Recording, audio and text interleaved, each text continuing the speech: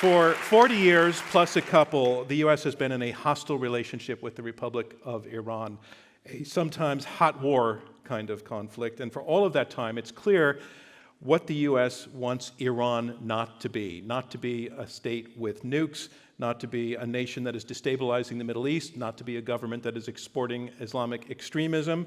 And to that end, the Obama administration tried a little bit of a carrot approach. The idea was give the Iranians something that would induce them to slow down their nuclear program, say lifting some of the sanctions, and perhaps from that a more moderate Iran would emerge. The Trump administration threw that out and went in with much more stick. They tore up the nuclear deal, they slammed on more sanctions, they sent missiles to kill an Iranian general. And with what result so far? Well, we think in that question we have the makings of a debate, so let's have it. Yes or no to this statement: the maximum pressure campaign against Iran is working.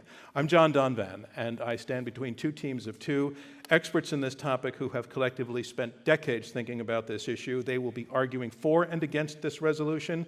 Our debate will go in 3 rounds, and then our audience here at the David and Joan Treitel building at the Hoover Institution at Stanford University will vote to choose the winner, and if all goes well, as always, civil discourse will also win. Our resolution is this: the maximum pressure campaign against Iran is working. Let's meet the debaters arguing for the resolution. Please, ladies and gentlemen, welcome Victor Davis Hanson. You can stay seated for this. Victor, I just want to briefly tell everybody who you are. You're a military historian. You're a senior fellow at the Hoover Institution. Your most recent book is The Case for Trump. Victor, welcome to Intelligence Squared. It's great to have you here. And let's meet your partner. Ladies and gentlemen, welcome H.R. McMaster. H.R., you're also a senior fellow here at Hoover. You served as a commissioned officer in the Army for 34 years, retiring as a lieutenant general. Everyone here thanks you for your service. Most recently, you were the National Security Advisor in the Trump administration. Again, thank you for being here tonight, H.R. McMaster. So that's the team arguing for the resolution, and we have 2 debaters arguing against. First, please welcome Martha Crenshaw. Hi, Martha. You are one of the nation's top experts in the study of terrorism. Your books include Explaining Terrorism and Counting Terrorism. Welcome to Intelligence Squared. It's great to have you. Thank you. And finally, your teammate, ladies and gentlemen, welcome Abbas Milani. Thank you. Abbas, great to have you as well. You were one of the founding directors of the Iran Democracy Project here at Hoover. You are the director of the Iranian Studies program at Stanford. It is great to have you here. Thanks so much. And the team arguing against the resolution, the maximum pressure campaign against Iran is working. All right, so on to the debate. We go in 3 rounds. Round 1, opening statements by each debater in turn. Those statements will be 6 minutes each. Here to speak first in favor of the resolution, the maximum pressure campaign against Iran is working. Please welcome former National Security Advisor H.R. McMaster. Ladies and gentlemen, H.R. McMaster. Well, good evening, everybody. It's a real pleasure to be here with my colleagues here at the Hoover Institution at Stanford. A pleasure to be with you. Dr. Hanson and I ask that you vote for the resolution that maximum pressure against the Iranian regime is working. We ask that you consider 3 facts that should lead all of us, might I suggest even our esteemed opponents, to conclude that combined diplomatic, economic, financial, and military pressure is necessary to force the Iranian regime to choose either to cease its hostility and destructive proxy wars, or face continued diplomatic and economic isolation until it ends its hostility to us. So, fact 1, the Iranian theocratic dictatorship is driven by the ideology of the revolution and is permanently hostile to the great Satan, the United States, the little Satan, Israel, and lots of others, including Arab monarchies and the West generally. Consider a short highlight reel from Iran's 4-decade-long proxy war against the United States. Tehran, 1979. Revolutionaries stormed the U.S. Embassy and hold 52 Americans hostage for 444 days. Lebanon, October 1983. Iranian-trained terrorists kill 241 servicemen in a Marine barracks and 58 French paratroopers in their headquarters. 6 months earlier, a truck bombing of the U.S. Embassy killed 63 people, including 17 Americans. And across the 1980s and early 1990s, they kidnapped 100 foreigners and tortured to death in captivity a CIA station chief and a Marine colonel. Saudi Arabia, 1996. A Hezbollah truck bomb outside Khobar Towers kills 19 American airmen. Iraq, 2004 to 2011. Iranian-backed militias kill over 600 American servicemen and women with bombs manufactured in Iran. In the past few months alone, Iranian forces and proxies blew up oil tankers, fired missiles into neighboring countries, attacked oil facilities, shot down a U.S. drone, attacked a U.S. embassy in Baghdad, and rocketed U.S. bases in Iraq. There's much more, but time is limited. Fact 2, conciliatory approaches have consistently failed to end the regime's hostility. Again, just highlights. President Carter sends National Security Advisor Brzezinski to Algiers to meet Iranian leaders, express respect, and give assurances that the United States would not try to reverse the revolution. The response? Storming the U.S. Embassy and hostage-taking. President Reagan does not retaliate after the 1983 mass murders and instead offers arms sales to gain the release of U.S. hostages. The response? Another embassy bombing in 1984 that killed 23, and a Navy Seabee murdered and his body dumped on the tarmac during a hijacking. Oh, some hostages were released, but then the Iranians then immediately took more hostages. George H.W. Bush strikes a conciliatory tone with the phrase, goodwill begets goodwill. The response, terrorist attacks from Europe to Latin America. President Clinton does not retaliate for the Khobar Towers murder and expresses his desire for conciliation in the hope that a new reform-oriented Iranian president will gain influence. The response, tighter restrictions on speech and political participation in Iran and brutal repression of student protests. Even George W. Bush, who wasn't really easy on Iran, seeks cooperation on the fight against the Taliban and al-Qaeda in Afghanistan after 9/11. The response, Iran supports the Taliban, gives safe haven to al-Qaeda leaders, and builds militias that kill U.S. servicemen and women, not only in Afghanistan, but also in Iraq. Then President Obama doubles down on conciliation with a flawed approach to block Iran's path to a nuclear weapon, and the hope that the deal's huge financial payoff will convince Iranian leaders to moderate their behavior. The response, Iran uses that payoff to intensify its destructive activities. In short, fact 2 confirms fact 1. Goodwill with Iran does not beget goodwill. Fact 3, when Iran has moderated its behavior, it was in response to intense political, economic, and military pressure. Just 2 highlights. Late 1980s, in shambles from the Iran-Iraq War, Iran releases all U.S. hostages. In 2013, under pressure of sanctions, cyber attacks, covert action, and the prospect of a military strike, the regime agrees to nuclear talks. Please consider these 3 facts when it is time to vote. I ask also that you consider what pressure on Iran is accomplishing. Again, 3 things. First, containing the regime's ability to finance its proxy armies and international terrorist network. Second, restoring deterrence such that the Iranian regime can no longer escalate its proxy war on its own terms and kill American citizens with impunity.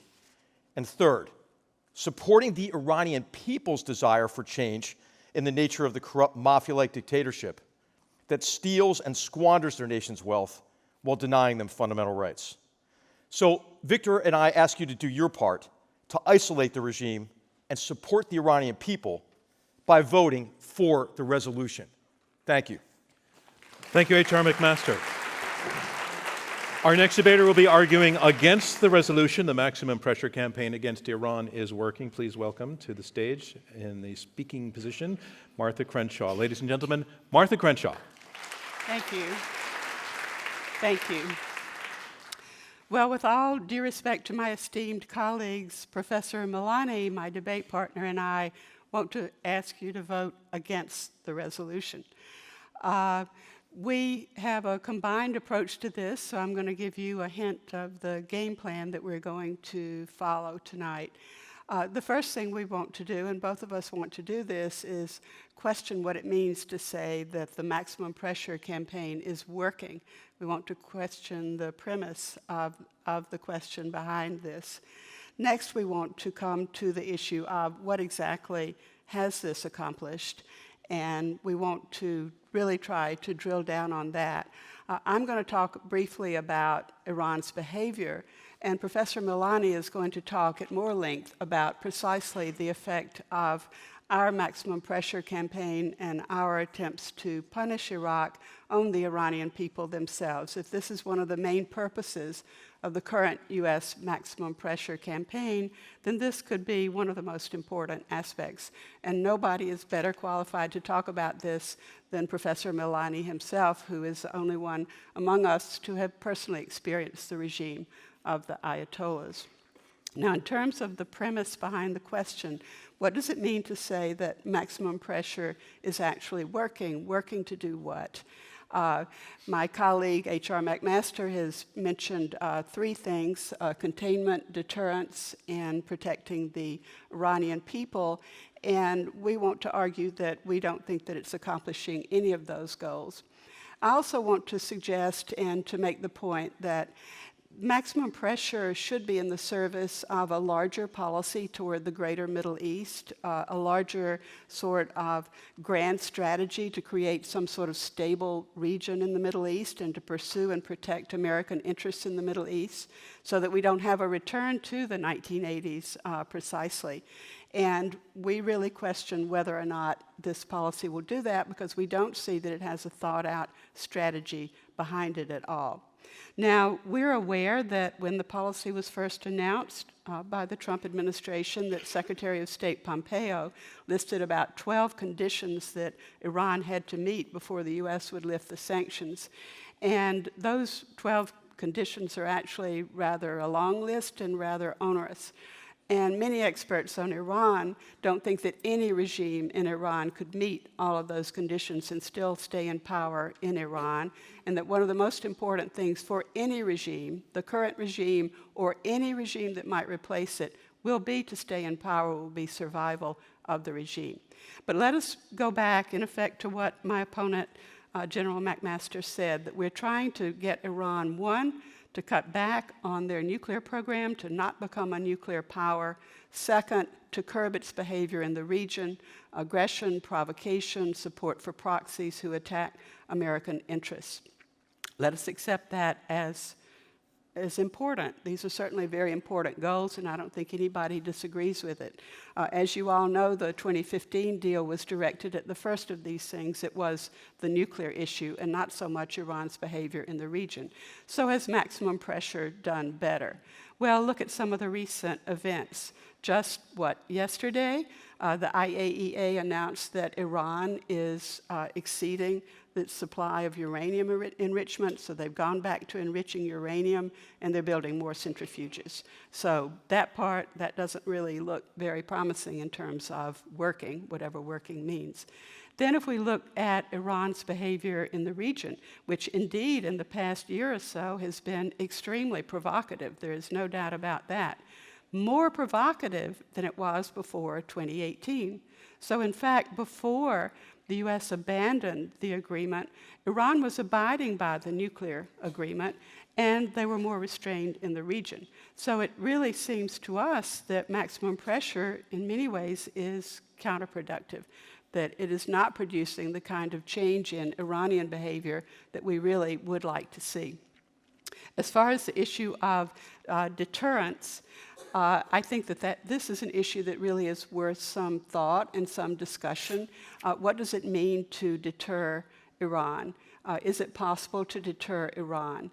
And let us also say that in the pursuit of deterrence or containment or halting progress toward nuclear weaponry or curbing Iran's provocative and violent behavior in the region, if we're talking about what's effective and what works, we also have to look at what some of my students would call negative externalities. What are the other consequences beyond the effect on Iran of maximum pressure? It's alienated our allies on whom we depended to enforce sanctions. Diplomacy, well, I agree that diplomatic efforts to contain or deter Iran, to prevent Iranian bad behavior would be a good idea, but we simply don't see the diplomacy part of maximum pressure. We don't see the political part. What we see is an increasing reliance on the use and the threat of force to try to deal with Iran. Now, we think that one of the reasons that we were able to reach an agreement in 2015, limited albeit it was precisely that we had our allies with us. We had an unusually powerful coalition coordinated through the UN Security Council. It doesn't look as though the Trump administration is going to be able to reach that kind of unity at all. So we're going to ask you in the end, when you come to cast your vote, to vote against this motion. Thank you. Thank you, Martha Crenshaw. And a reminder of what's going on. We're halfway through the opening round of this Intelligence Squared U.S. debate. I'm John Donvan. We have 4 debaters, 2 teams of 2, arguing it out over this resolution. The maximum pressure campaign against Iran is working. You've heard the first 2 opening statements, and now on to the third. Please welcome military historian and author Victor Davis Hanson. Ladies and gentlemen, Victor Davis Hanson. I want to thank our host, Intelligence Squared, Stanford University, Hoover, and all of you for having us here. Everybody in the audience, I think, and our colleagues on the stage agree on 2 things. That this theocratic revolutionary government should not have nuclear weapons. It would disrupt the Middle East in particular, in general, the world at large. And second, that we do not want the Iranian people to be denied popular will. We want the majority of opinion to be codified in a constitutional government. What we disagree is how to achieve those noble aims that we all agree on. As I listened to the litany that H.R. McMaster went through of the aggressions, I can't think of how you could be any less provocative. The idea that they're even more provocative than that is frightening. What they all had in common, though, if you think about it, this regime has a propensity to target the vulnerable and those who are considered in the world in general and society as sacrosanct. By that I mean this revolutionary government was born in attacking an embassy and diplomatic personnel. And then it trumped that in 1983 by attacking our embassy and killed Americans. And then it trumped that again and attacked the annex. Not satisfied with that, it went into Argentina and killed Jews at the Israeli embassy. It attacked the British embassy in Tehran. It attacked the American embassy in Baghdad most recently. There's a theme there, and the reaction to it. What was the reaction? It's tragic comedy among American presidents. Remember when Ramsey Clark went over and he was going to conduct a war crimes trial, a former attorney general? We had Robert Farland with the Bible and the cake during the Reagan administration. I don't need to touch on the comedy, the buffoonery of arms for hostages in Iran-Contra. George H.W. Bush said goodwill earns goodwill as he addressed that to Iran. During the Clinton administration, Madeleine Albright, Bill Clinton effusively apologized for the Mossadegh incident of 1953. George W. Bush did not want to directly tie shaped charges that killed 600 Americans in Iraq with the Iranian government through their hostage appendages, Hezbollah. And when they took a boat and humiliated our sailors, remember Barack Obama suggested that it could have been worse if it had not been for the Iran deal. So there's a pattern here. Now, what's different about maximum pressure? Why should we expect any different results? Well, it's not 1979, it's not 1980, it's not 1983, it's not 1986, not 2011, it's not even 2015, it's 2020 and the world has changed. The United States is the largest producer of gas and oil in the world, and next year will be the largest exporter. Whether we like it or not, the Middle East is not so strategically necessary for our survival, which means Iran does not have the levers of influence and power over us that it did. If it shuts the Straits of Hormuz down, it would be terrible for the world economy, but that's a blow to the largest importer of Middle East oil, the European Union, or the largest exporter of merchandise into the region, China. So we have an independence and autonomy from the region that we've never enjoyed before. There has always been a split in the Muslim Middle East between Shia and Persians and Arabs and Sunnis, but nobody in their right mind as late as 2010 or 12 would think in popular polls of the Arab world, the most of the Arab split, the vast majority would see the Iranian government as the existential enemy and not Israel. Translated strategically, that means when we engage on maximum pressure, that most of the people, most of the Muslims, that is, of the Middle East, are siding with us. That's absolutely unthinkable 10 years ago. And third, Donald Trump is many things.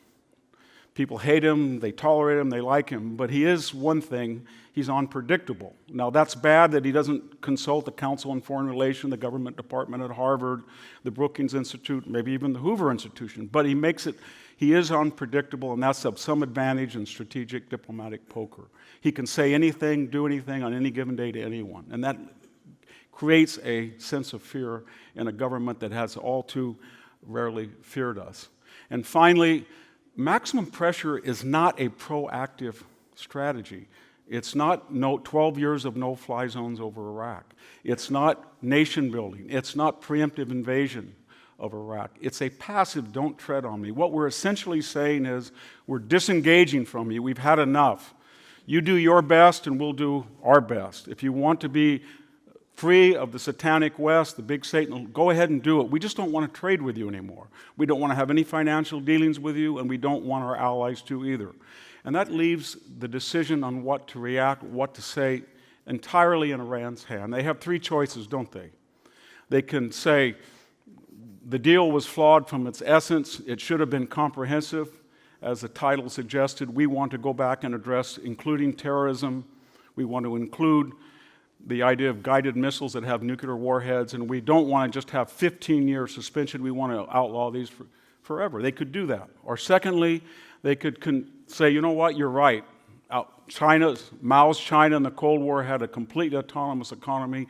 We don't want to have anything to do with the West, and go ahead and have all this maximum pressure, and these are Western rubrics, inflation, unemployment, doesn't bother us a bit. We'll just divorce from you and the world at large. Or they can continue where they are, and they can use terrorist surrogates and have denial of culpability as they have for 40 years, and they will always time that attack during an election because they want to always hope that the next administration will be somewhat less severe than the prior one.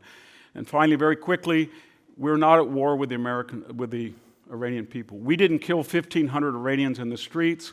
We didn't lie about the coronavirus and help it spread. We didn't shoot down an airliner and lie to our own people. Iran has an illustrious history. It goes back 2,500 years to pick up Herodotus or Thucydides, classical authors. There's nothing but respect and appreciation of a hallowed culture. It was this government who said that history started in the 8th century, and they disallowed or they erased 1,000 years of illustrious history, and we want to bring that back and have Iran come back into the family of nations. Thank you very much. Thank you, Victor Davis Hanson. Our resolution, again, the maximum pressure campaign against Iran is working. And here to make his opening statement against the resolution, Abbas Milani, Iranian Studies Program Director at Stanford University. Ladies and gentlemen, Abbas Milani. Thank you. When they asked me to do this program, I was initially reluctant and honored. I was honored because of what this program is. I was reluctant for two reasons. I didn't want to be on the other side of McMaster.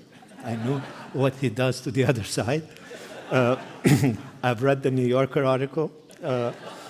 But I also thought that the question, the way the question is posed, does not allow us to actually scrutinize the policy.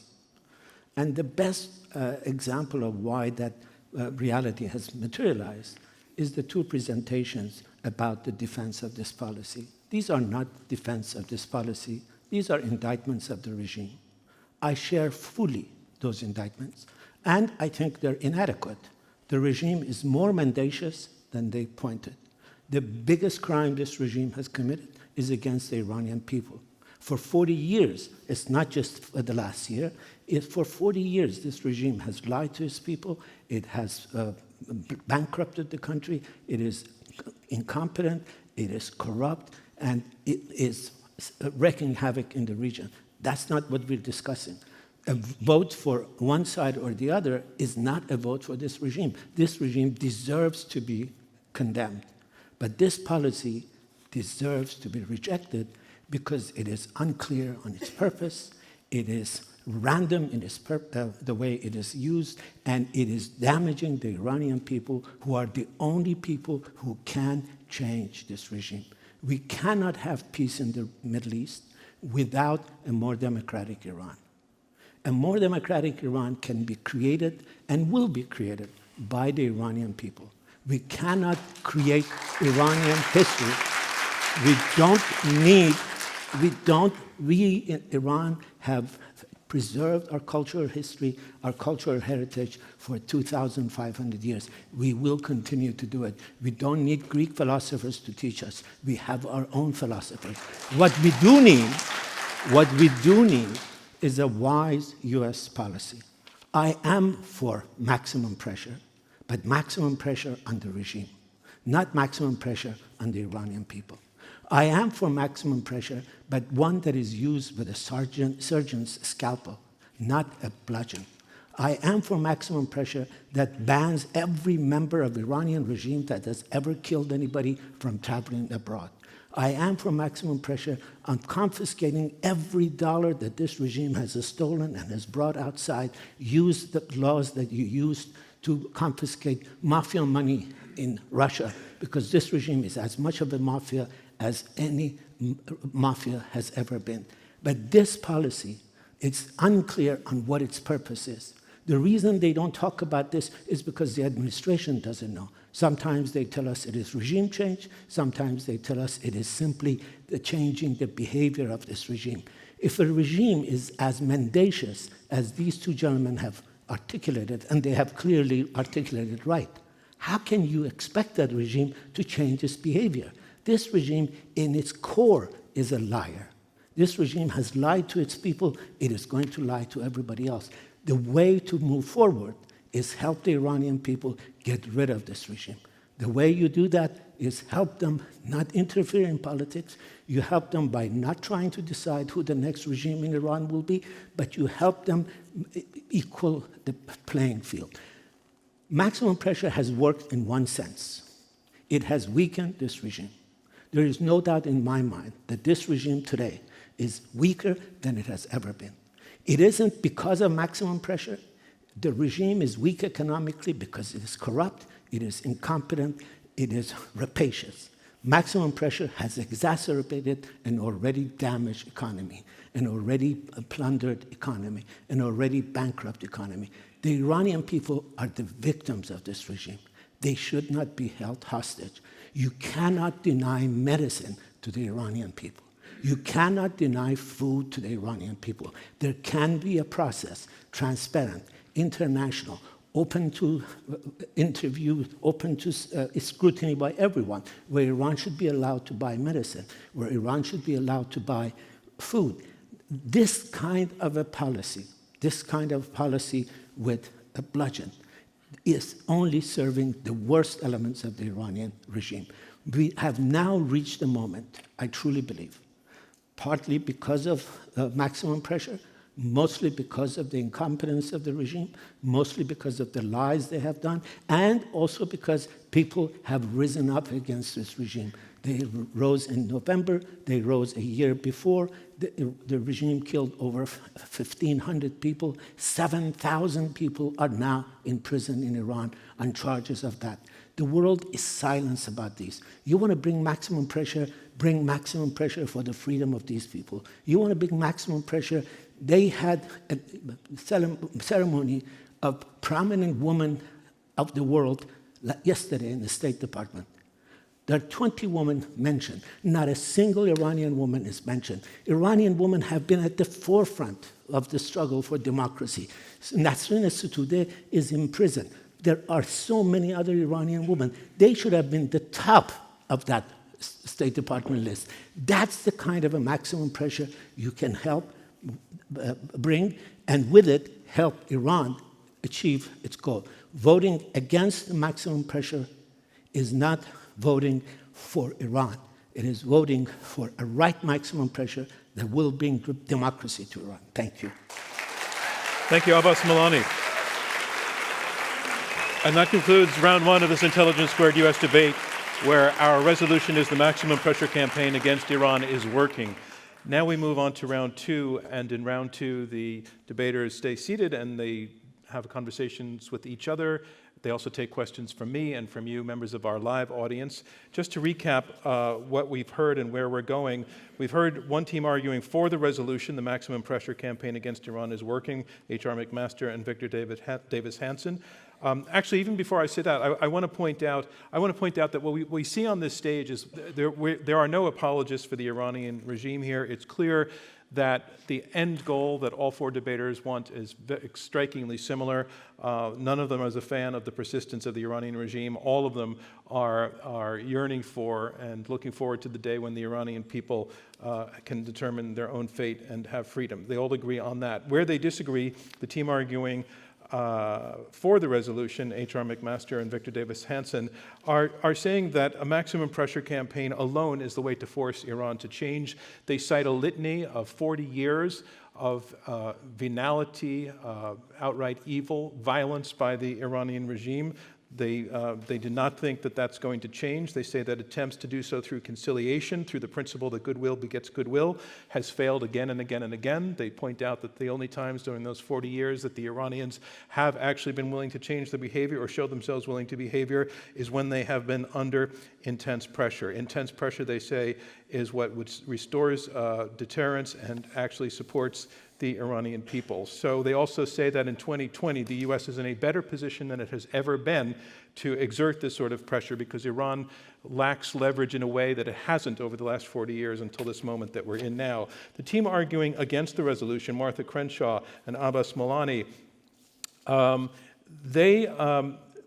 they're saying, first of all, they are not at all anyway making a defense of the policy, but the defense of the Iranian regime, but they're saying that they feel that the Trump administration's current maximum pressure policy is unclear, it is random, it is hurting the Iranian people, its purposes are unclear, that it is not materially changing it's not materially leading to the kinds of results that it is supposedly aiming for, such as containment and deterrence and protecting the Iranian people. And they cite a litany of incidents and events from just the past 2 to 3 years in which they say Iran is acting more provocatively, especially since the Iran deal was torn up. For example, they are enriching uranium already. While conceding that the maximum pressure campaign has weakened the Iranian regime, they say that it was weakened already and that the Iranian people are the victims. So there's a lot to go into there. But first, Abbas, I want to go to something that you said in your opening remarks, which makes me wonder just how much you agree with a lot of what the other side is saying, because you cited forms of maximum pressure that you say you're okay with, that's from a list that's in some ways overlapping with what your opponent said. You know, maximum pressure on diplomatic, for example, and other forms. So what I want to understand is what is the maximum pressure campaign that you're saying is random and is ineffective, so that I know for sure where it is that this team disagrees with your opponents. For example, there is a ban on travel of Iranians. This is before this crisis that has now necessitated banning travel from Iran, because of the incompetence of this regime, has been the second exporter or the third exporter of the virus.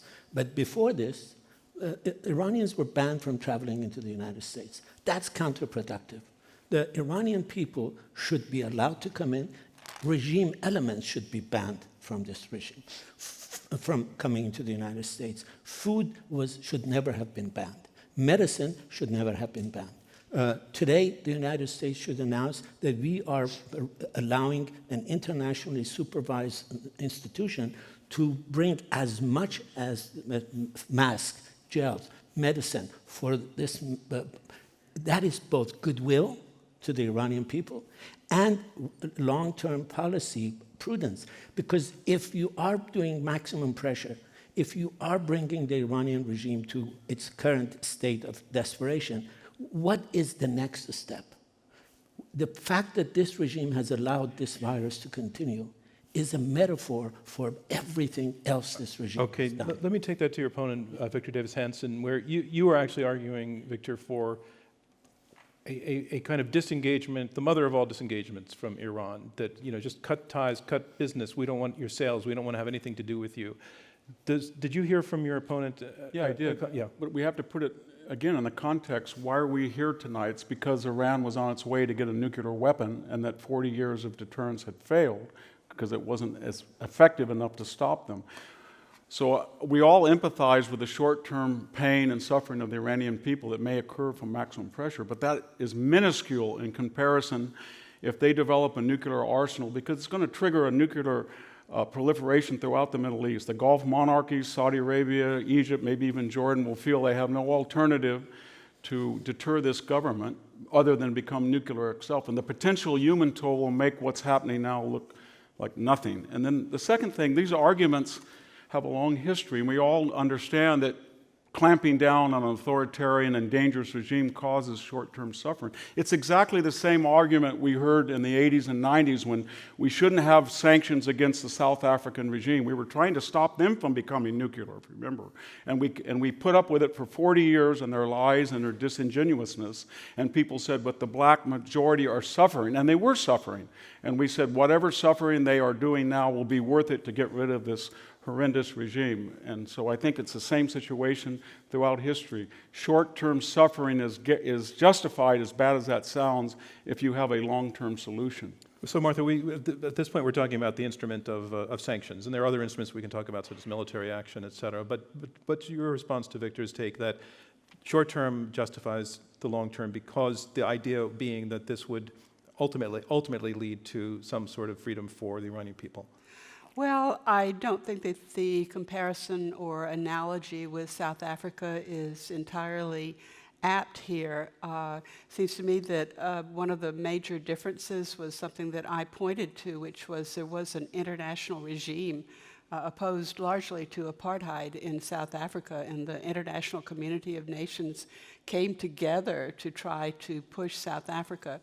I'm not sure whether the level of sanctions is what it is now against Iran. For example, the travel ban that Abbas has referred to. And also, I think we all agree that we do not want Iran to acquire nuclear weapons, but it looks to me like the 2015 agreement at least put some limit on their pursuit of this end, and now they have abandoned not the complete agreement, but a number of the really critical provisions of it, and we're moving backwards rather than forward. So we're inflicting pain, but there isn't any gain on anybody's part. HR, what about that? So you heard from, in Martha's opening statement, she talked about, basically she made the case that the Iranians are acting more provocatively especially since the Iran deal was torn up, and therefore that's a challenge to your point that that being tougher with them will get them to change their behavior. Well, with all due respect to my friend Martha, that's just not true. If just consider the litany that I ran through, but then add to that half of the Syrian population dead, wounded, or displaced, in large measure based on the Syrian support for Assad's murderous campaign. The idea that Iran is more aggressive is just demonstrably not true. Actually, what happened is the relief that they got under sanctions relief, let's think about what that does, right? We're talking about how tough sanctions make it on the Iranian people. Actually, the sanctions are helpful to the Iranian people because they don't legitimize the government like the way sanctions relief and the Iran deal did. Actually, the influence of the reform movement within Iran was diminished by the Iran nuclear deal. What Iran did with that money is they gave Hezbollah $700 million a year. They gave Palestinian Islamic Jihad and Hamas each $100 million a year, plus they raised a proxy army of 40,000 and committed them into combat against really the Syrian people, which essentially serialized mass murder events. So, HR, given that dollars are basically fungible, what's your case that money allowed, let's say, allowed for that? Since the reimposition of sanctions in 2018, the effect has been on the economy has been significant. In 2017, thanks to sanctions relief, the Iranian economy, which is, by the way, captured by the corrupt order that's in charge in the country, it's the bunyads, and it's the Islamic Revolutionary Guards Corps who are the beneficial owners of these companies. So what sanctions relief did is it strengthened their criminalized patronage networks with the influx of cash. Economy was growing in 2017 by about 3.7%. By 2018, the economy was contracting by 4.8%. Last year, it contracted by 9.5%. What was the impact? A 28% reduction in Iran's defense budget. So that is part of what is a logical, comprehensive strategy aimed at isolating the Iranian regime financially and drying up the funding to the Islamic Revolutionary Guards Corps and Iran's proxy armies in the region. To get to Abbas's point on targeted sanctions, the Trump administration imposed sanctions on individuals and entities of over 1,000 of them, 1,000 individuals and entities. So these have not just been, blanket sanctions. There also has been a whole range of targeted sanctions associated with the campaign of maximum pressure. Abbas. Several points about what you said. First of all, on the defense budget, I think you know better than I do that what defense numbers appear on the budget, official budget, is a small part of the monies they have. Yeah, right. Much of the military budget of the Iranian is under the table. So the fact that Narcotics they trafficking, show yeah. a 27% decrease in no way shows that they have decreased their actual budget. And the budget that they have used to suppress the people of Iran hasn't decreased. They have used the IRGC much more to suppress the people of Iran. We need to get them off the Iranian scene. The reform failure, the failure of the reform movement, again, it wasn't because of the nuclear deal. You're absolutely right. The regime got the money, and much of it they spent on nefarious activities. But the reform movement failed because Khamenei clamped down on it. Khamenei did not allow the nuclear deal to work. Khamenei said no deal with the United States. Everybody else can come in except the United States. I want to jump in with one of the core principles that your opponents are arguing. In making the case for maximum pressure, they are positing that at one pole, and at the other end, the approach that they refer to as goodwill begetting goodwill. They say the record shows goodwill does not beget goodwill with Iran. Can you take on that point, Martha? Well, I'm glad you raised that question because I thought about that the minute I heard that goodwill, conciliation.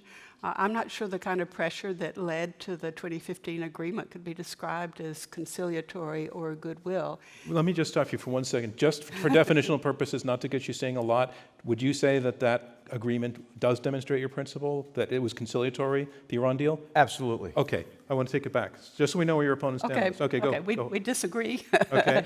on that point. But it'd be interesting to hear why. Yes. And, well, I think that there were a lot of extremely painful aspects to the sanctions that led up. In fact, we could say... I would agree with that, Martha. I'm sorry. Yeah. I would agree that what led up to the deal what was effective pressure.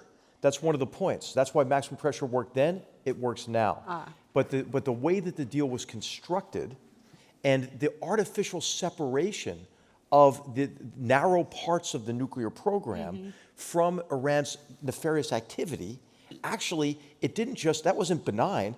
What that did is the relaxation of sanctions allowed them to ramp up that nefarious activity dramatically. March, take it But back. surely a coordinated international diplomatic action combined with sanctions and pressure could accomplish a lot more than sanctions and the threat and use of military force. Because remember, if Iran is actually being set back in terms of its nefarious activities in the region, why did we take the very risky step of killing Soleimani, which in effect really consolidated the power of the regime in Iran more than it undermined it? So that is a big question in my mind. Victor, I want to take that question to you, but I want to put it inside this framework. Your opponents argued in their opening statements that the maximum pressure policy isn't really a policy, it's the absence of a policy. That I think in the sense that in the past, U.S. action in the region has involved a sort of grand scheme, working with allies, having clear targets, knowing where they want to go, at least where they want to go, and that there's really no great big strategy here other than you're advocating disengagement as a strategy. I think they're saying that's sort of not a strategy in the sense that we understand it. Thank God there's not, because we had a grand strategy on the Joint Comprehensive Plan of Action. I don't think any serious observer thought that in 15 years Iran was going to say, you know what, I've decided that I'm never going to have nuclear weapons. They were going to aggregate money and keep up with nuclear expertise and research, and then after the end of 15 years, they were going to spring a bomb on it. I think most people understood that. But I want to get back to an earlier point.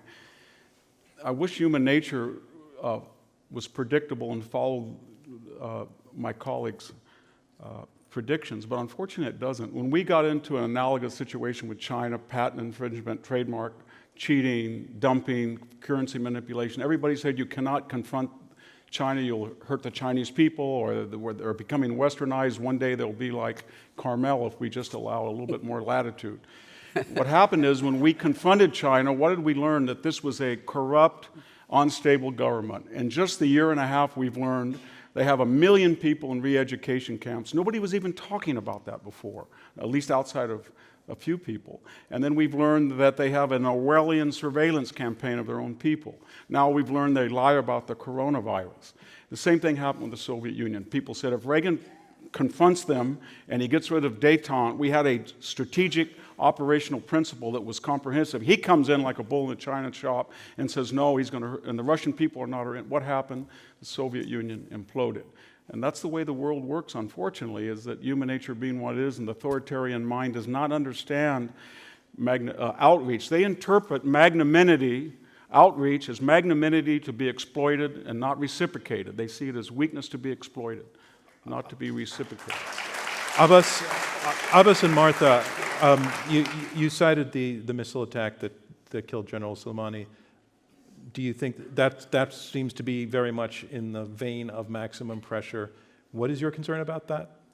Well, she was talking about it. My concern about it is, first of all, it was against international law. It brought the international system of targeting the commander, the second person in line of an authority. I don't like Qassim Suleimani. Qassim Suleimani has thousands of lives on his hand, hundreds of thousands of Syrians, Iraqis, US soldiers, Iranians. His forces were responsible for the suppression of Iran, but he was the second in command of in Iran. He was the second most powerful. If you go after him and hit him the way you hit him, you open the world to a new set of improbable things. But I want to say one point about the nuclear deal. Before you do, Yeah. I just want to stay on this point for a moment. I want to take it to HR, the killing of General Soleimani. Well, I think it was the righteous use of violence, and it was righteous because of everything you mentioned, Abbas. And I don't think, I don't really care that what international law said. I think Article 2 of the Constitution gave the president the authority to do to make the decision he made. Do you have to consider, though? Do you really not care what international? Well, no, about this case, about No. about I mean, Qassim I'm not trying to be cute. No. I mean, in this situation, yeah. No, I mean, this is a man who was traveling the region at that moment for the specific purpose of planning mass murder attacks against Americans in the region, right? And But that was his job. So it would have been negligent. It would have been negligent not to kill him. And in fact, what you have to consider, Abbas, you talk about how this could be escalatory. Actually, not attacking the IRGC directly, right? Pretending like we don't know what the return address is for all these deaths of Americans in the region for decades, actually allowed the Iranian regime to escalate really on its own, right? Unfettered by any kind of fear of reprisal. And so I think that this was a move to restore deterrence. And by the way, everybody's replaceable. We know that, right? But killing one leader doesn't make a difference. But Qassim Suleimani is probably about as close to irreplaceable as possible, having personally built these murderous networks in the region for 2 decades. So it was very significant in connection with arresting the large-scale sectarian civil war that is causing this and perpetuating a humanitarian catastrophe in the region. This is one of the people behind it. HR, let me break in. I want to let you respond, if you would like to what your opponents were saying, and you had wanted to mention something on the nuclear deal. Well, I do care about international law, and I'm sure General McMaster does too. I know, he does. But let me add another point to what General McMaster said. I think hearing Soleimani had one very important positive impact. It scared the bejesus out of the Iranian regime. Isn't that their point, though? No, that's part of their point. There is a gain to be made by scaring the regime, but there is a cost to be paid by breaching international law. The United States cannot be seen as the country that can take the law into its own hand at any moment, not a terrorist, mere terrorist. The United States might have called him a terrorist, but he was an official member of that regime. What I like to say is he was a designated designated terrorist organization by that time, and the definition of terrorism is the use of violence against innocents for political purposes. That's the definition of what his job was. And so he was a terrorist. He was a designated U.S. terrorist. He was plotting against the United States. And the president has the responsibility and the authority under Article 2 of the Constitution to protect the American people. So I didn't say that. So I think you made the right decision. All right, I'd like to go to some audience questions. Are there questions? We can't. Yeah, right here. There is, you mentioned that for gentlemen, for the motion. Okay. You said that Trump doesn't have a strategy and doesn't have, and is unpredictable. Don't you think, I raised in Iran, and I know that the government of Iran is the same. Don't you think that two certain people put the people and two nations in this situation that is unpredictable and is hard to reverse? Yeah. Could you? Well, So, as I understand the question, you're saying, isn't it going to be terrible to have two parties in the region who are both unpredictable? That's not that can only lead to disaster, not to a strategy that works. And that was in reference to the United States? The United States, Donald Trump being unpredictable, as you cited, as a good thing. Yeah, I kind of resent the question because you're equating a theocratic, authoritarian government that just murdered 1,500 of its own people with a constitutional republic where the chief executive is subject to audit by the Congress, the Supreme Court. They're not morally synonymous at all, and to suggest otherwise is really unfair, and it's a misrepresentation of the environment and the landscape of the Middle East. If you were to go and survey governments in the Middle East and ask them, do you feel more convinced that Iran will not have a nuclear bomb under the present policy, or were you more satisfied with the joint Victor, action? I think and I'm including the Gulf monarchies, Egypt, and even Turkey, they have turned on Iran. And one of the reasons they've turned is because we're not doing no-fly zones, we're not doing preemptive invasions, we're not trying to overthrow the government actively. It's a new strategy. We're saying, this is the way it is, we're disconnecting. A better term than maximum Victor, I'm only breaking in to say you don't have to do this. Yeah. I'm doing it so I can see the folks, but I just wanted to let you know. No, but you don't need to see them. I know what we see is a wall of darkness, so you're all sitting in the light. Enjoy. You wanted to jump in on that. I just want to say quickly, there really is a strategy, okay? And really, I think what we're talking about, what we can agree on, right, is that what we would like to do, recognizing that the Iranian people are those who will choose how long this regime survives, right? Not us. But what we can do is we can put a policy in place that influences that outcome in the hopes of effecting a change in the nature of the regime such that it ceases its permanent hostility to the United States, Israel, the Arab states, the West, the world, right? And so I happen to believe that maximum pressure is the only way to do that. Does that represent U.S. leadership in the region? Yes, is there U.S. leadership in the region? I would point to the president's speech in September, maybe, of 2017, that really laid out the strategy. But everybody got so focused, right, just on the decision around the Iran nuclear deal, that strategy was obscured, okay? And really, he was quite explicit in there about drying up resources to the IRGC, isolating the regime diplomatically as well as economically. And of course, your point is well taken. Hey, it's not our sanctions that's destroying the economy. It's the corrupt nature of the regime Does it and the represent, wasting of does it other represent leadership in the way that we understand it? Absolutely. I think what we had been is, if there was a success to the previous Iran policy, it was empowering Iran across the region in a way that was a fundamental disaster for the Arab states and for Israel. So it was a reversal of that and a resumption of leadership in the region. Okay, I've let your side go on for quite a few minutes, so I'm going to let you guys do the same. Well, thank you.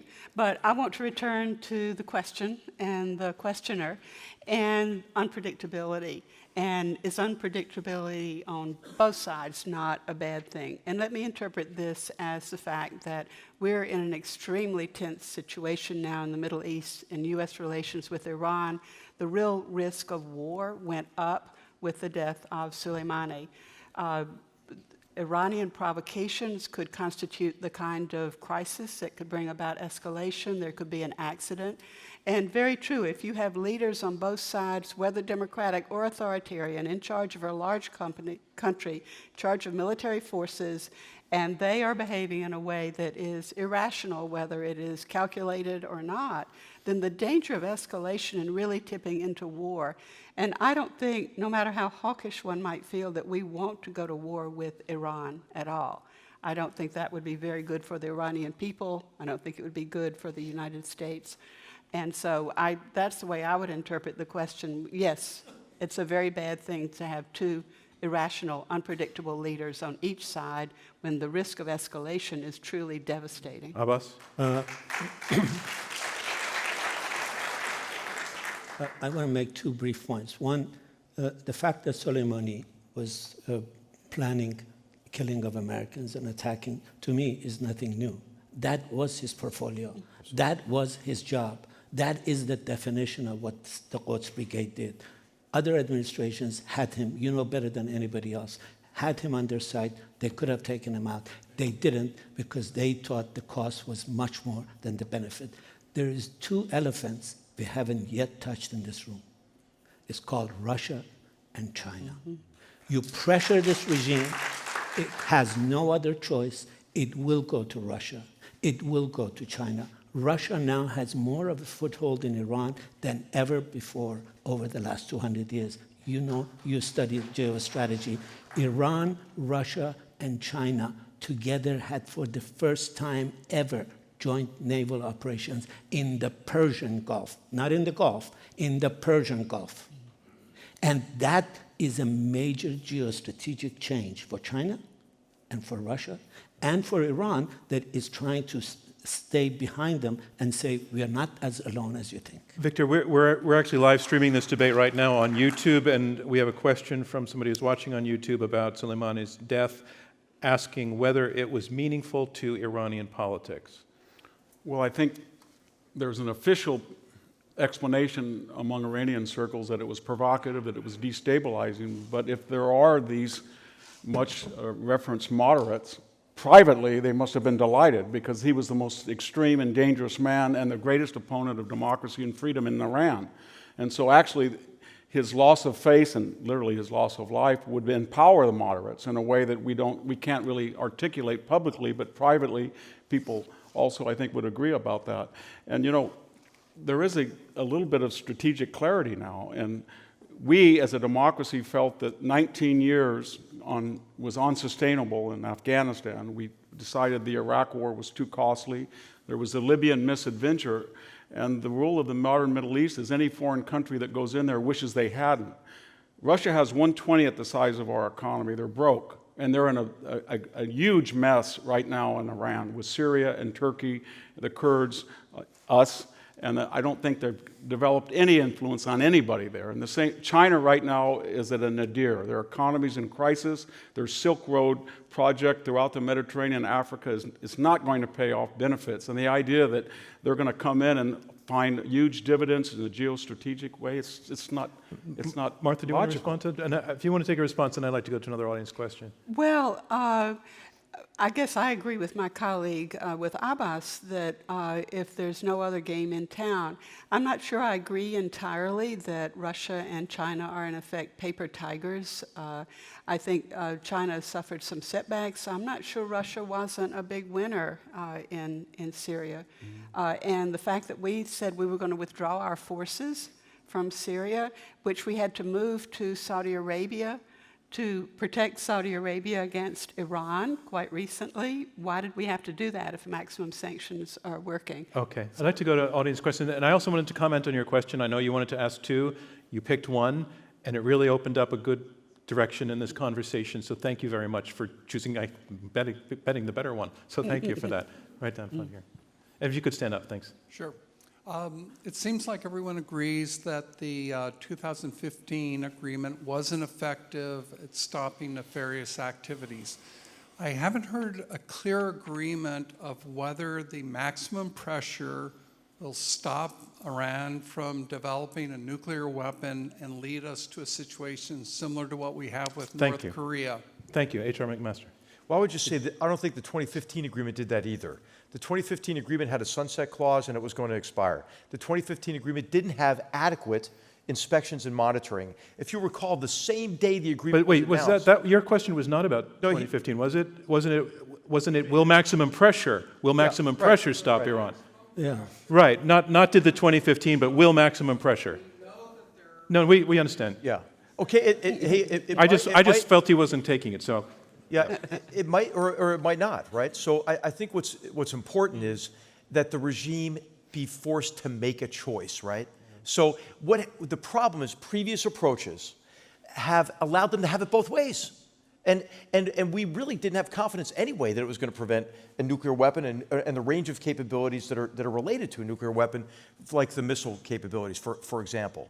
So it was like the worst of both worlds for us, because the regime got the big payoff, and we didn't really have the assurances. But his answer, that agreement did not block their path. But his question: will maximum pressure stop Iran from? We don't know. We don't know. Honest answer is you don't know. I would say there's, of the alternatives, not everything is in our control, right?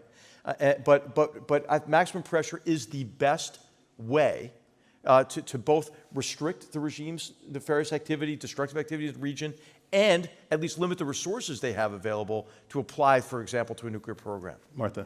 Well, I'll just let HR speak for himself. We don't know. So there we are. But we do know. No, actually, we do know. I actually like the intellectual honesty. I want to give you points for that. I can make a point. We do know that Iran feels that the present situation is unsustainable. And they know that because in all the classical barometers of unemployment, GDP, and inflation and financial fluidity, they're in crisis. And in a crisis they've never been before. And unlike North Korea, they don't have a Chinese patron on the border that's willing to subsidize them as a useful asset. Yeah. In fact, it's the most alienated country in the world right now. You don't see a patron coming up forward and saying, they're right about this morally, spiritually, politically, economically, and we're going to champion them. Not Turkey, not the Middle East. Russia and China, to the degree they're interested in it, is only to aggravate things, but they're not going to get out in front and say, we're going to protect Iran to the bitter end in the way China has said that about North. Abbas. The question, again, was very specific. The answers from the other side were rather large. I'll give you a very specific answer. Yes, we do know. There is more likelihood that this regime will go after a nuclear deal. They have opened a nuclear bomb. They have talked about it. And the way they have talked about it is by pointing to the inconsistencies of the Trump administration. They say, look at North Korea. North Korea is experimenting. North Korea has bombed. It gets love letters from the President of the United States. We haven't been able to even open our enrichment. They say the difference is they had the bomb. I am talking literally about the discourse. I'm not talking about guesses. I'm not trying to read third hand. The regime will, if it is forced, try to develop it. They don't have the capacity right now, and we don't know how close they are because they have in the past cheated. But again, I'd hate to disagree with General McMaster. The deal was That's what you're here to inadequate. do. It's okay. No, because I have so much respect for him, and in Persian we do taraf a lot.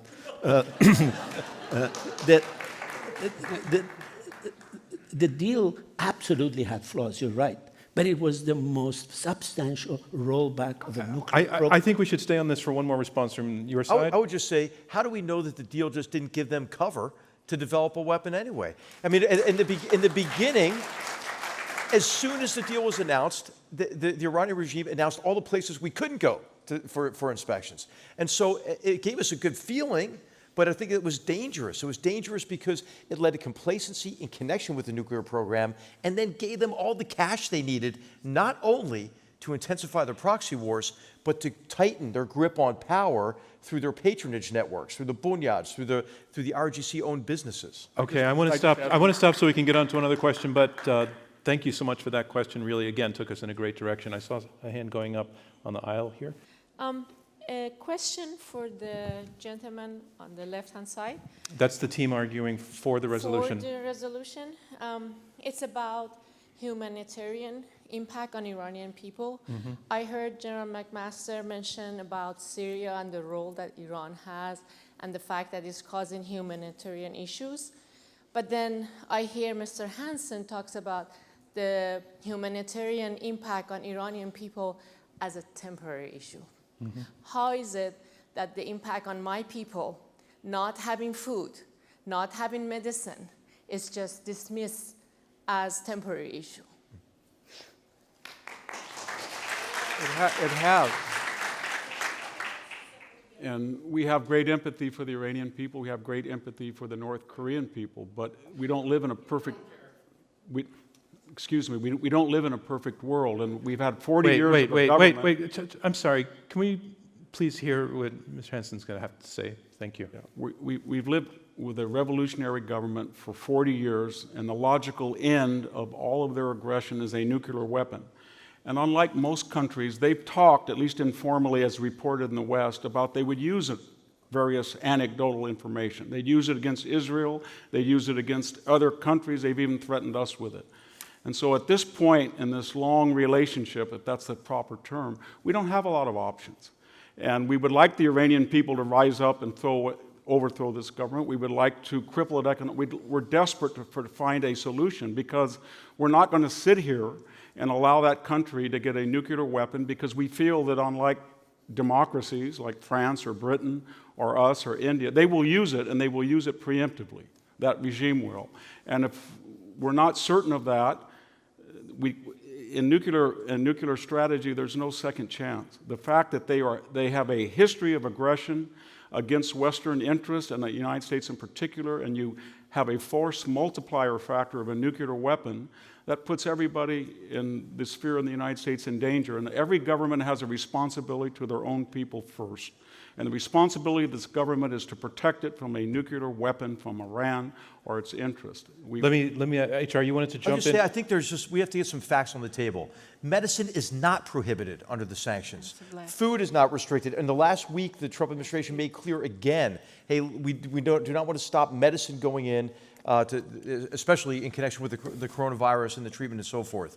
So, of course, sanctions hurt the people. They hurt the people. I'm not debating that at all. But I just want to make clear that medicine is not prohibited. I just want to let the other side respond before we can go to one more question, possibly. Well, I think that sort of saying, well, near-term suffering is fine because it will lead to long-term benefit for everybody, and then saying we're not sure, though, about these long-term benefits, so short-term suffering might just be long-term suffering. And that's the policy. I just don't think that's very successful or effective. So I think the questioner was asking a moral question, and you are saying, in addition to what the moral issues are, that practically speaking, it also Both doesn't. together. Both together. Abbas, one more thought on that? General McMaster is right. Medicine was technically excluded, but practically it was included. No bank would allow a deal. I can speak with specific detail. Last week, through Switzerland, they have now opened the path. They should open it much more extensively. Medicine should not be banned, period. Yeah, I think obviously we all agree on that. I would just say, can I make one last point on this question? Sure. I agree with Abbas that those who are responsible for the destitution of the Iranian people are the regime. I agree with him on that. And I think that this is a bit of a red herring around these sanctions. And I think what we ought to do is we should never take credit, right, for wrecking Iran's economy. I mean, the Iranian leaders are doing that on their own already. I want to take one more question. Somebody over here, gentleman over here, if you could stand up, and please make it a great question so that I can take it. Pressure's on. No pressure, yeah. My name is Maxwell. I wonder if those speaking for the motion could address the limits of unilateralism to provide maximum pressure, and those against the motion to address the limits of multilateralism in providing insufficient pressure. Okay, can you do this in 45 seconds, like really collect your thoughts? Yes. Same over here. Yep. Who would like to take it? So I would just say it's not unilateral, right? So everybody wants to talk about, hey, our strategy of maximum pressure, our allies don't support it. Well, which allies are you talking about? Are you talking about Saudi Arabia, United Arab Emirates, the Israelis, the Turks now? They all support it. Those who have suffered the most from the Iranian regime's hostile behavior love the idea of maximum pressure and are extremely supportive of it. And I think the Iranians are going to, the Europeans are going to come around to it because the Iranian regime won't be able to help itself. It's just going to continue its hostility. As you saw yesterday, you'll continue to spin the search. I would just add very quickly is that the missing tessera in this mosaic is the EU. And why isn't the EU more muscular? Because the EU is the largest purchaser of Middle East oil in the world. For all the talk of solar and green power, they need Middle East oil more than any other country. And why is China interested? Because it's the greatest exporter of consumer goods to the Middle East. All right, I'm going to call an audible, and you do not have to talk about the limits of multilateralism. I would like you to respond to what they said, especially they challenging your, they're making the case that there are allies out there who love the maximum pressure campaign. And then that's working for them. Some allies do, who are natural enemies of Iran in the region and rivals for power. However, the EU, I'm very glad that Dr. Hansen brought up the issue of the EU and the weaknesses of multilateralism, a lot of time, a lot of effort to get an international coalition together. The original coalition, the P5+1 plus the EU, it was remarkable to get them all to agree on this. And it was a rare thing. We may never see those circumstances come together again. But we did, and now we have completely abandoned that. And no, we're never going to be able to reach that again. It is very difficult to do, and it was an achievement to do so. And that concludes round 2 of this Intelligence Squared U.S. debate, where our resolution is the maximum pressure campaign against Iran is working. Thanks, everybody, for your questions. I want to move on now to round 3. Round 3 will be closing statements by each debater in turn. Speaking first in our closing round with closing statements to argue in support of the resolution one last time, please welcome H.R. McMaster, former National Security Advisor. Thank you. Well, I just want to begin by thanking my colleagues for a lively debate. But it doesn't, I think the course of the debate didn't change the 3 facts. The 3 facts that if you accept these facts, you don't have an alternative to maximum pressure. Fact 1, the dictatorship is driven by an ideology that makes them permanently hostile to the United States and others, right? A lot of others. Second, conciliatory approaches don't work. So if you don't like maximum pressure, what do you like? It sounds like they like the conciliatory approach, which we know demonstrably has failed, right? What's the definition of insanity attributed to Einstein sometimes? Doing the same thing over and over again and expecting a different result? And then the third, when Iran has moderated behavior, it's when there has been pressure. And I think what you're seeing is the regime moderate its behavior now in connection with how aggressive it can be in the region, and certainly the amount of resources that it has available. So if the alternative is conciliation, I would say that our opponents are advocating for the continued failed pattern of the past. I would like to also say that the effects of maximum pressure are demonstrable, constraining the resources available to the regime. A lot of their budgeting, as Abbas has pointed out, is opaque, but they have less money to do, and therefore can do less damage overall in the region. In terms of deterrence, I think now Iran realizes we know the return address for their murderous attacks, and the strike on Soleimani has, in large measure, I think, restored a degree of deterrence. Not that they're going to stop their proxy wars. I mean, it's like the Geico commercial. That's what they do. I mean, they can't help themselves. All right, but I think they're going to think twice because we are now, I think, willing to impose costs on the Iranians beyond those that they factor in at the beginning of their decision making. But the real point that I would like to hit home is that this is the best course for the Iranian people.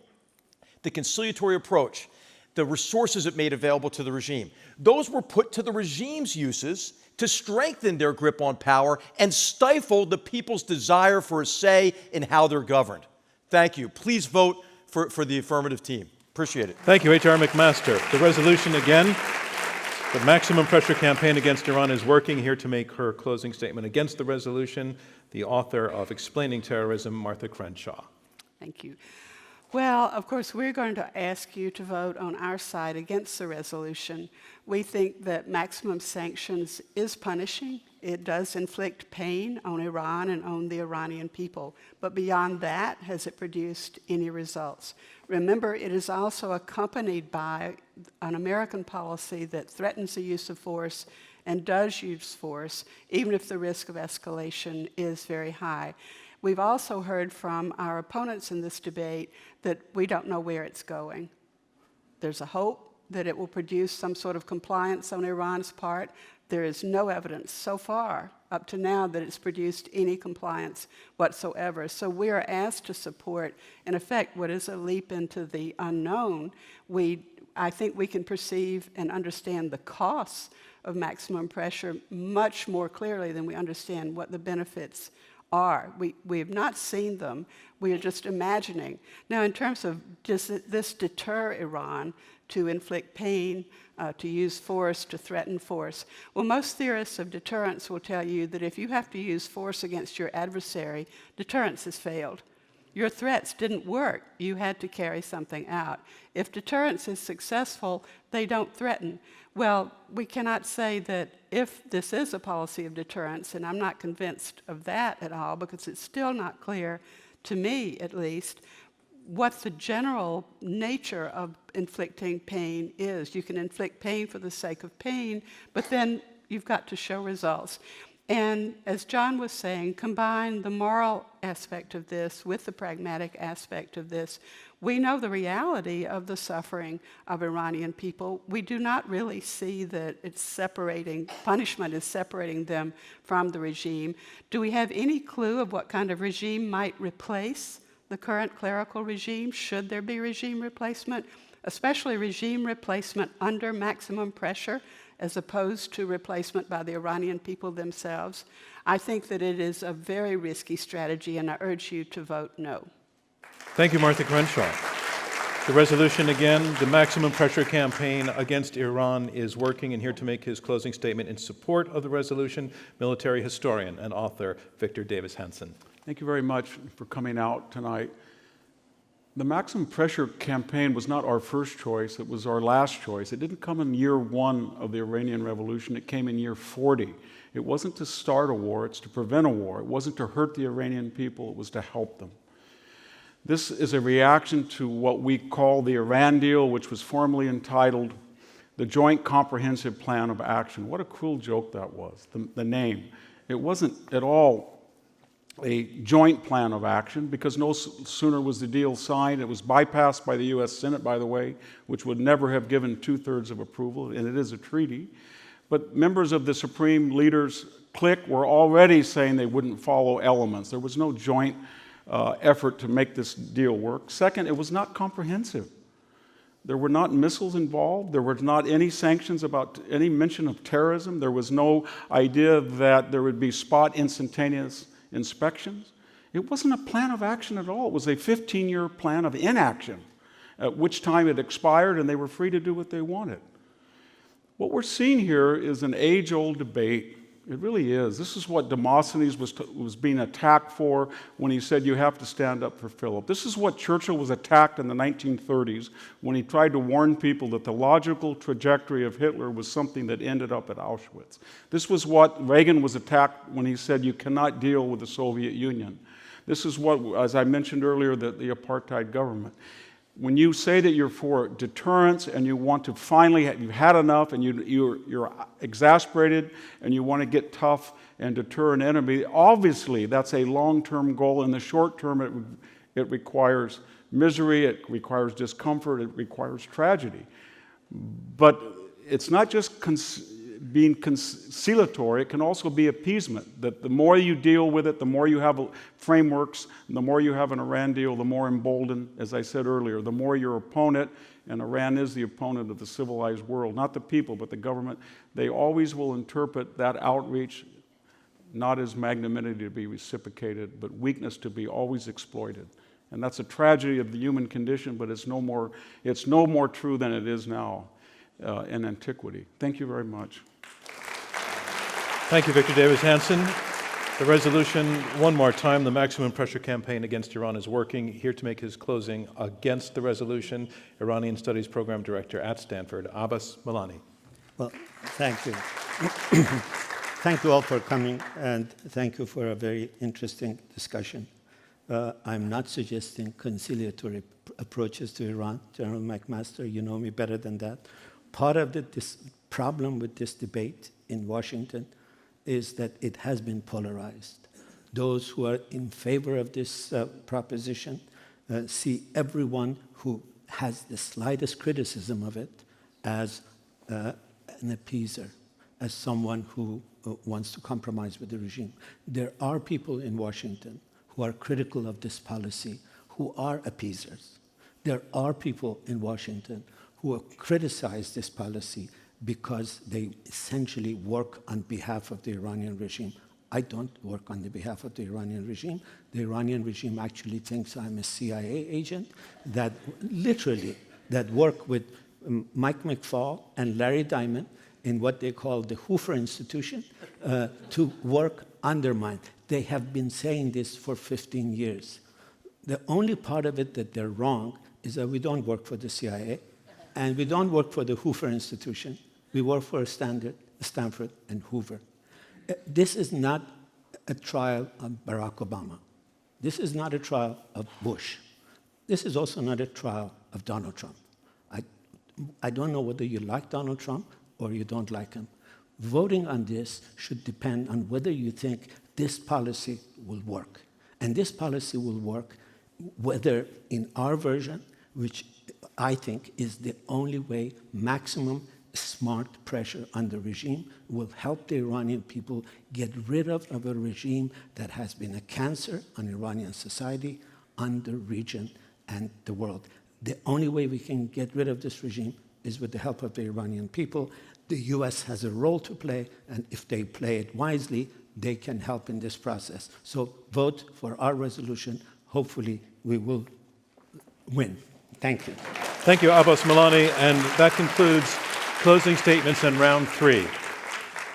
And now it's time to learn which side you feel has been most persuasive. We're going to ask you again to go to your phones and vote as you did at the beginning of the evening before the arguments began. While we're doing that, I just wanted to say a couple of things. Our purpose in doing these debates is to show that it's possible to test ideas in a competitive fashion and for all sides to do so in a way that is civil and respectful.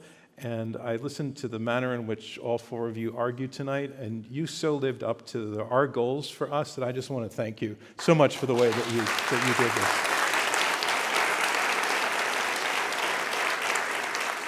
The competition part of the evening is over, what we sometimes like to do at the end of the debate while we're waiting for the results is to just toss out a question that's a little bit in the news that relates to the topic that we have. And so, I hope you don't want to pass on this, but maybe you might want to. But, the Democratic primaries appear to be coming down to a likely choice between Bernie Sanders and Joe Biden. Which of those two would you say you would rather, in terms of the things we were talking about tonight, that goal that you all share of an Iran where the people are free to make their own decisions in life and to be treated humanely and civilly and be part of a civil society, Biden or Bernie? Would I prefer Biden or Bernie? Yeah.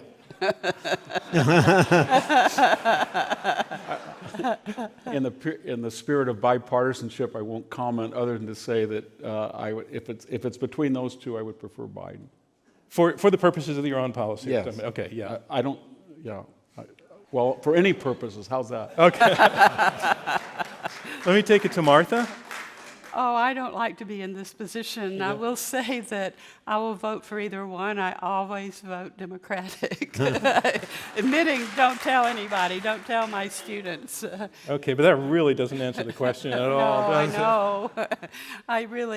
I don't know. I truly don't know, but I guess I do feel that someone who would try to think of a more nuanced policy and gaining more international support and restoring American credibility in the region would be a good thing. And that would be? Okay. HR, how about I'm going you? to pass. I knew that was coming. Abbas. Instead of picking one, my hope is that both of them develop a policy that is clear, unambiguous, and does not give the regime the hope that if they wait out another year of Donald Trump, they will survive. I think they have to, the new policy of the Democrats, whether it's Bernie or Biden, has to be that the regime needs to understand the game is up, you need to change, and you're not going to get a respite. You're not going to go back to the beginning if there is a change administration. Neither one of them has yet produced that policy. Okay. And John, I'll just comment on that too. Thank you, boss. I think that in foreign policy, we ought to have discussions that reverse kind of the polarization in our citizenry, right? Because who's for Iran to continue what they're doing? I mean, so I think it's possible to use some of the most crucial challenges to foreign policy as a way to bring Americans back together, to have the kind of discussions like we had on this stage, right? And really, I think if we got together, well, no, we agree on more of this problem set than we disagree. And I think that's true of all Americans across the political spectrum. On any issue, there's probably more we agree on than we disagree on, but we focus on the elements of disagreement at the exclusion, oftentimes, of what we do agree on. And if we talk more about that, that can be a basis for real action. And to get to Abbas's point, we need a foreign policy that's sustainable and consistent over time, right? The swings in our foreign policy is what diminishes our influence, especially in the Middle East, where I think a lot of countries are hedging. That's why Russia is posing as both the arsonist and the fireman in the region, and can get away with it. Well, I think your point, and I don't mean to make this a commercial for what we do, but that was a great commercial for what we do. No, you're exactly right. What happened on the stage tonight is the thing that we're talking about. Even though, interestingly enough, it was designed to focus on the disagreement, it was because it could be conducted civilly. The common ground really emerged. So I have the final results now, and I want to share those. I want to say this, though, about the vote that we do. It puts a nice button and a ribbon on the end of the evening. But the reality is that the point of these debates is that both sides get heard by everybody in the room all the way to the end. And this audience might swing one way or the other. A very different audience in front of the same debaters might swing another way or other. The people who are going to listen to this debate on the podcast for the next 4 years, they're not going to know to the end of the debate how you all voted. So I want to put in context that we've already achieved what we want to achieve. And one side's going to nominally win. Everybody gets a trophy, pretty much? No, only one side's going to get the trophy. Only one side's going to get the trophy. But I want to make the point that there's no great dishonor in having come up here and not won. Because you showed courage, you showed guts, you showed intelligence, and you persuaded people no matter what. Both sides, our data always show both sides always persuade people from the other side. So you were heard. Let's go to the final results. Before the debate, we had you vote. We had you vote again after the debate. We give victory to the team whose numbers move up between the first and the second vote on the resolution. The maximum pressure campaign against Iran is working. Here is how the first vote went. On the first vote, 41% agreed with the resolution, 38% disagreed with it, 21% were undecided. On the second vote, again, the maximum pressure campaign against Iran is working. The first vote was 41%. The second vote was 45%. They picked up 4 percentage points. That is the number to beat now. On the against side, the first vote was 38%. Their second vote was 48%. They pulled up 10 percentage points. That's enough for the team arguing against the resolution to be our winners. Congratulations to them. Thank you from me, John Donvan, and Intelligence Squared US. We'll see you next time. HR, you did not get the trophy.